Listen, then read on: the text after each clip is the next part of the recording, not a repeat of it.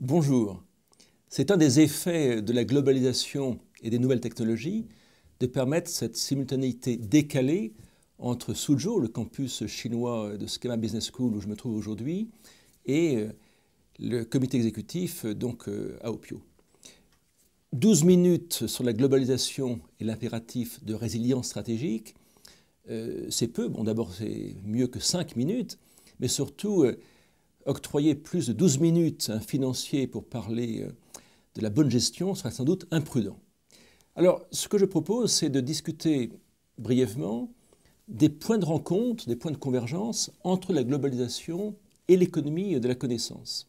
La globalisation, on sait ce que c'est, ce n'est rien d'autre que l'extension mondiale de l'économie de marché, et donc d'une exigence de performance qui s'applique à toute production et échange de biens et services. C'est nouveau.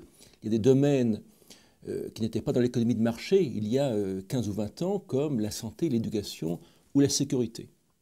L'économie de la connaissance, elle, nous savons à Schema que c'est un nouveau moteur du dynamisme économique maîtrisé. La conjonction, en fait, de l'économie de la connaissance et de la globalisation requiert un nouveau mode de management globalisé et surtout une nouvelle gouvernance centrée sur ce que j'appelle la résilience stratégique, c'est-à-dire en fait une réponse dynamique à un environnement en mouvance permanente. Cette globalisation implique de nouvelles règles du jeu.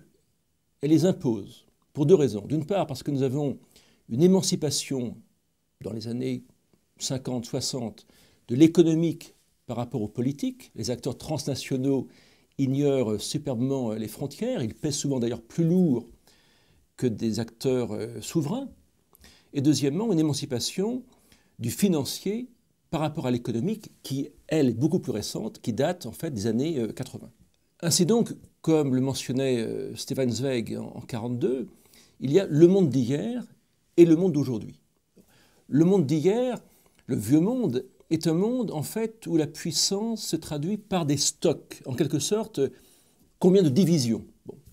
La puissance se traduit par l'armement, par le territoire, plus c'est grand, mieux c'est, par la population, par les réserves de matières premières et d'or, pourquoi pas, et par un stock de savoir.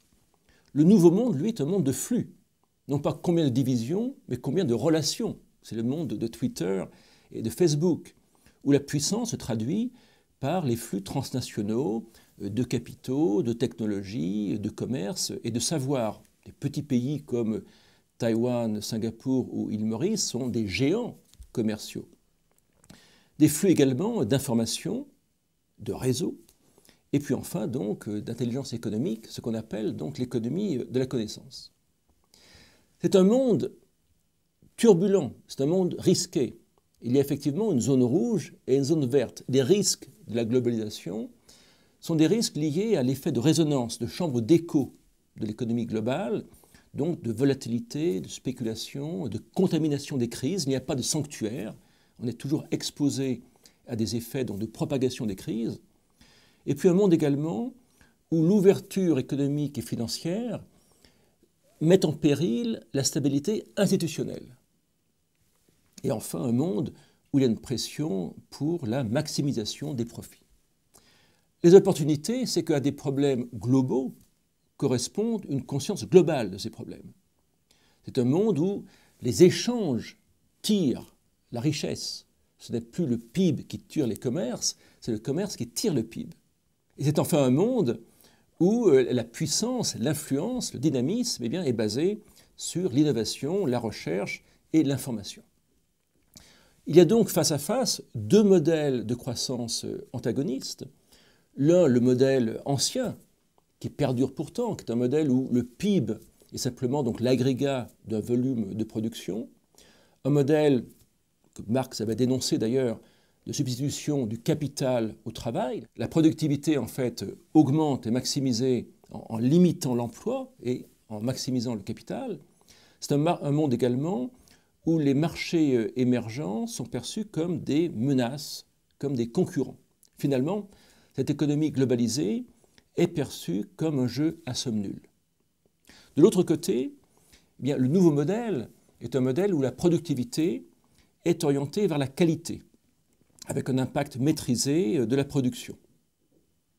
C'est un modèle où la connaissance a un rôle central, où l'innovation est le fruit de la combinaison de compétences. C'est un monde également d'ancrage de l'entreprise sur un territoire régional, mais ouvert sur le monde. En conclusion, la globalisation est perçue dans ce nouveau modèle comme un jeu à somme positive. Donc, pour résumer, un risque et un défi. Un risque donc, qui est lié à cet effet donc, de chambre d'écho, de résonance, qui crée une turbulence permanente à laquelle il faut donc s'adapter, qu'il faut en fait anticiper pour mieux donc y résister. Et deuxièmement, un défi qui est celui en fait de la mesure permanente de la performance. Il y a, si vous voulez, comme un grand jury qui siège en permanence et qui mesure la performance. Alors, quelques exemples de ce concours permanent. On a appris en juin 2010, il y a quelques mois, que la France avait été dégradée. Sa notation donc avait été dégradée, que la France avait perdu son triple A. Bon, ce n'est pas une surprise, c'est une agence chinoise qui a dégradé la France, Dagong.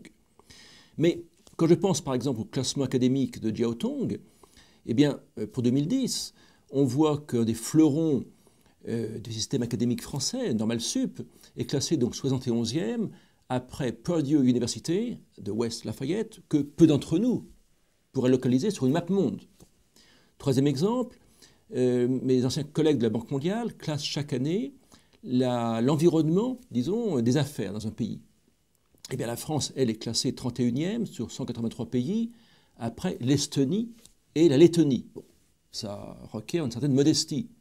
Et enfin, en ce qui concerne donc la gouvernance, la corruption, qui est un des éléments centraux maintenant de l'allocation des risques, eh bien, la France est classée à une position également modeste de 25e, après les Barbades et après l'Uruguay. Alors, l'impact de la globalisation sur le management, je crois qu'il est double. On a d'un côté, eh bien, les forces centrifuges, ce que j'appelle l'effet de Coriolis, du nom de l'ingénieur français 1835, dont les travaux s'appliquent aujourd'hui à la balistique et à la météorologie, qui est en fait l'effet d'accélération de la force centrifuge. Donc il faut effectivement s'ouvrir, il faut innover, il faut déléguer, il faut encourager l'initiative. Eh bien, cette ouverture progressive, qui se traduit d'ailleurs par des stratégies multi-sites ou multi-campus, eh bien, amène un risque de force centrifuge. Et de l'autre côté, la globalisation encourage et permet d'ailleurs, grâce aux technologies nouvelles, eh bien, elle permet donc une culture de l'innovation et de l'échange grâce à une dynamique des réseaux. On pourrait donc proposer un théorème de force inertielle, que j'appelle de Coriolis, qui stipulerait la chose suivante. Toute institution qui tire parti de la globalisation doit en permanence équilibrer les effets de la force centrifuge par une gouvernance centrée sur la résilience et sur l'adhérence. Alors, la résilience stratégique, eh bien, qu'est-ce que c'est? C'est du latin resilio, qui signifie donc rebondir pour mieux résister. C'est une réponse dynamique à un environnement en mouvance permanente. Donc ça n'a rien à voir avec le concept un petit peu obsolète d'avantage adaptatif de l'entreprise.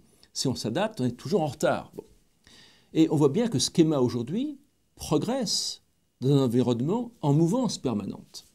C'est un système globalisé où l'étalon de mesure de performance est le top 100 mondial. Ce schéma est rentré résolument sur l'écran radar des meilleures écoles de commerce, à la fois par le FT, la semaine dernière par le top 10 du Figaro, et puis par la prochaine accréditation des CSB. Sa crédibilité, donc, elle est en fait double, à la fois par un positionnement résolument global, mais également par une différenciation. Cette résilience stratégique, cette réponse dynamique à un environnement en mouvance permanente, eh bien, doit également s'accompagner d'une culture identitaire forte, d'une adhérence, disons. Il faut construire ensemble une identité partagée sur des points forts. Effectivement, pas de résilience sans ouverture réussie, mais pas d'adhérence, et dans ce cas-là, pas de cohérence non plus. Donc il faut en permanence que le manager arbitre entre d'une part donc l'ouverture, la délégation de pouvoir, la confiance, l'encouragement de l'initiative, tout en contrôlant la cohérence de l'ensemble. Sinon, on aboutit à un système de pouvoir féodal où règne la lutte de pouvoir pour des territoires. Donc le manager devient une sorte de chef d'orchestre qui ne peut et ne doit d'ailleurs contrôler le jeu de chacun tout en s'assurant que tous utilisent la même partition, en quelque sorte. Les points forts donc, pour Schema Business School, c'est bien sûr la combinaison de l'IE et de la gestion des risques globaux, c'est-à-dire finalement l'économie de la connaissance. Mais cette culture globale requiert non seulement des concepts largement partagés, mais également, je pense, un lexique et une pratique de l'excellence. Donc il y a aujourd'hui pour Schema globalisé une nécessité d'un partage de valeurs et de codes. Et je pense que ce partage de codes et de valeurs peut très bien prendre la forme, pourquoi pas, d'un sondage global qui solliciterait les initiatives, les idées, les suggestions, à la fois du management, de la faculté et des étudiants, sur tous les campus globalisés de Schema, à Sofia, à Paris et à Lille, ainsi qu'à Casa, pourquoi pas, et en tout cas à Riley et à Suzhou. Et on aboutirait ainsi, en mobilisant les suggestions de chacun et de chacune, eh bien, à un sondage global qui nous donnerait donc les points forts de l'identité de Schema aujourd'hui et demain. Merci.